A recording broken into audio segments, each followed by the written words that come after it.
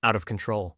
From Brussels to London to Tel Aviv, one unexpected move just turned a quiet supply route into a public disaster.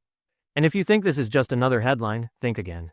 Because what Belgium just did is the kind of move that makes people in power very nervous, very fast. Belgium did not release another soft statement. Belgium did not hide behind polite words. Belgium seized 2 British shipments of military components that were on the way to Israel through Liège Airport. And just like that, a route that was supposed to stay quiet became the story. That is why this matters. Not because Belgium is the biggest country in Europe. Not because this was the largest shipment in the world, but because it was direct. It was public. And it sent one brutal message. The old ways are getting exposed. Reports say the cargo left Britain on March 23rd, reached Liège on March 24th, and was later found to include fire control systems and spare parts for military aircraft. Not toys, not random machine pieces, not harmless cargo, military-linked parts. And once Belgian authorities saw what was really there, the goods were seized and a criminal investigation was opened. So right at the start, you already have the reason this story is exploding. This was not a speech, this was action. This was a stop sign placed in the middle of a route that some people clearly hoped would stay invisible. And that is where the pressure begins. Because once one shipment gets caught, everybody starts asking the same question. How many more pass through before this one? And that question is where the whole story gets dangerous for Israel and deeply embarrassing for the people helping move these goods. Because if you look closer, this was not just about 2 shipments. This may have exposed a much bigger pattern.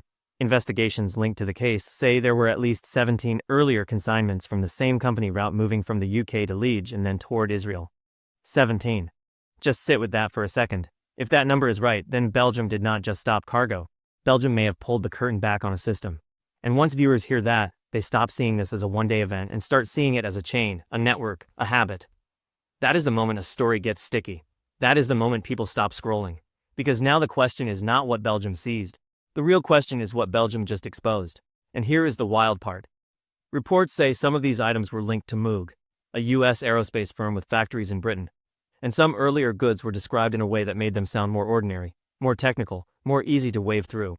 Aircraft components, servo actuator. Simple words, quiet words. The kind of words that do not make regular people stop and ask, wait, where is this going and what will it be used for? But that is exactly why this story is hitting so hard. It is not only about war and politics. It is about paperwork, language, routing, labels, and all the boring little systems that keep huge things moving without public attention. People think power only looks like tanks, jets, speeches, and flags. No.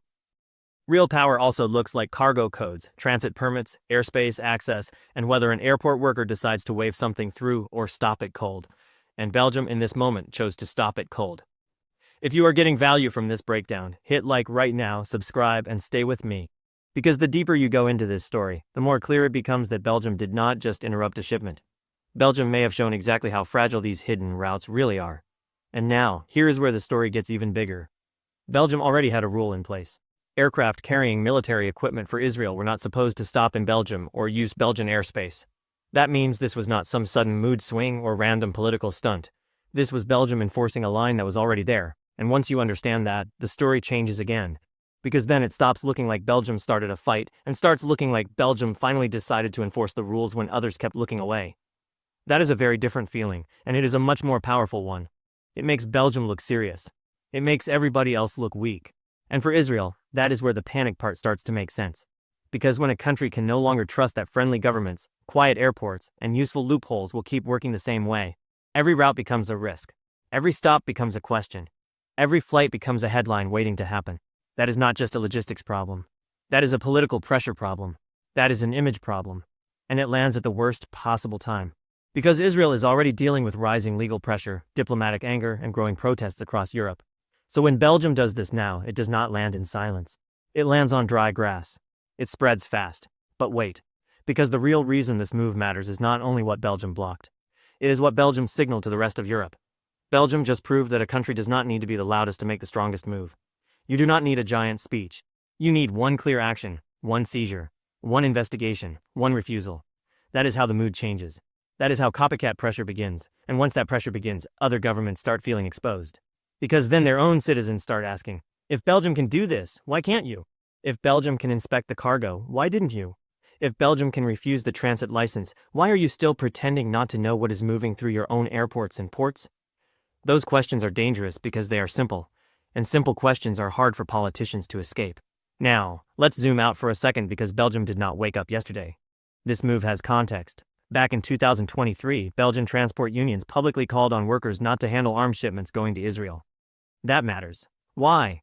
Because it shows this pressure was building from the ground up, not just from politicians. Then in 2024, Belgium summoned the Israeli ambassador after a Belgian development agency building in Gaza City was bombed. Again, that matters. It shows the relationship was already under strain. And then Belgium formally joined South Africa's case against Israel at the International Court of Justice. Think about that sequence. Workers pushing back, diplomats pushing back, legal alignment pushing back, and now cargo being seized. Do you see the pattern? This is not one random moment. This looks more like a line that has been moving in one direction for a while. And now suddenly that line has become impossible to ignore. And that is exactly why this feels different. People can brush off one protest. They can ignore one angry speech. They can downplay one ugly headline. But when labor pressure, legal pressure, diplomatic pressure, and transport pressure all start pointing the same way, the story becomes much harder to contain.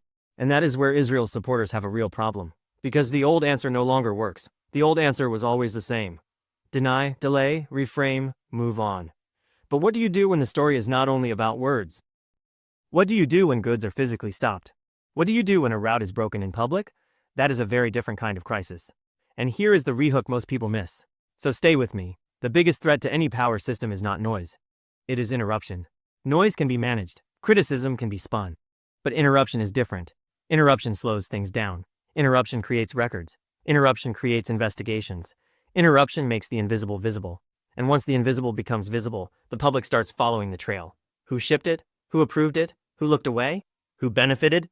That is when quiet systems become political scandals. That is why this Belgium move is being watched so closely. Not because of Belgium alone, but because of the door it may have opened for everyone else. And this gets even sharper when you look at what is happening around Europe right now. Italy has suspended its defense cooperation deal with Israel after tensions rose sharply over attacks in Lebanon and an incident involving Italian troops serving under a UN mandate. France, according to reports, refused to let Israel use French airspace to move American weapons for the war with Iran. And in Spain, a flotilla carrying aid set sail from Barcelona aiming to challenge the blockade on Gaza. Look at those pieces together. Italy, France, Spain, Belgium. These are not all the same move, but they point in the same direction. The mood is changing, is thinner. The public cost is rising. And for Israel, that is the bigger panic.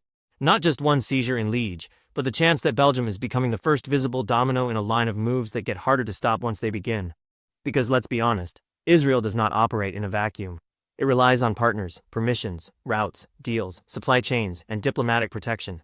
That is how modern power works. And when even a few of those pieces start slipping, the pressure grows faster than most people think. This is why the phrase unexpected move matters so much in the title. If a country you thought would stay in the background suddenly steps forward and enforces the law in a way that creates headlines around the world, that is a shock. And shocks are dangerous because they change behavior. Companies become more careful. Workers become more alert. Officials become more afraid of signing off on the wrong thing. Journalists start digging. Activists start watching routes more closely. Opposition parties start asking questions. That is how one move turns into 5 more. That is how fear spreads through systems that depend on people staying relaxed. But here is where the story gets personal for the viewer. Because this is not just about states and airports. It is about whether ordinary pressure can actually force a real-world result. So many people feel like nothing ever changes. Like protests do nothing. Like legal cases drag forever. Like governments never listen. And then something like this happens. Cargo gets seized. A route gets exposed. A government is forced to act in the open. Suddenly the story is not nothing changes. Suddenly the story is maybe pressure works when it hits the right weak point. That is why people are reacting so strongly. This gives shape to something larger. It tells viewers that the system is not untouchable. It tells them even a powerful network can be disrupted if enough attention lands on the right place at the right time. And if that idea spreads, then the Belgium story becomes much bigger than Belgium. It becomes a lesson, and lessons travel fast. Now, let me say the quiet part clearly. Israel can try to play this down. It can say this changes nothing. It can say the security relationship remains intact. It can say one seizure is not a strategic crisis. Maybe, but that answer misses the point. The point is not whether one shipment changes everything overnight. The point is that one seizure can destroy the feeling of control. And once that feeling is gone, the people managing these routes know they are being watched. They know the next shipment may not be invisible. They know another government might decide it does not want the same scandal. They know the public is connecting dots. That is why this moment feels so uncomfortable for the Israeli side and for everyone tied to these routes. It is not only about material loss, it is about uncertainty. And uncertainty is poison for systems built on routine. So, yes, Belgium's move was small in one sense. 2 shipments, 1 airport, 1 investigation. But in another sense, it was huge. It turned private movement into public controversy. It turned quiet transit into a question mark. It turned one country many people overlook into the country everybody suddenly has to watch. And that is why this story keeps growing instead of fading. It has all the ingredients: surprise, evidence, pressure, a hidden route, a public stop, a legal angle, a moral angle, and a bigger regional shift happening all at once.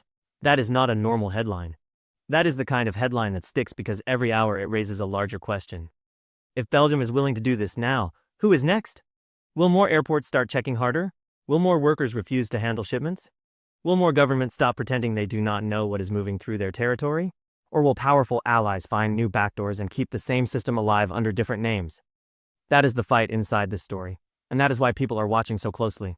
Because Belgium may have done more than seize cargo. Belgium may have broken the old silence. And once silence breaks, control gets much harder to keep. So, now I want to hear from you. If more Europeans follow Belgium and start blocking military routes, inspections, and airspace access, do you think it will force a real change? Or will the same system simply find a new path and keep going?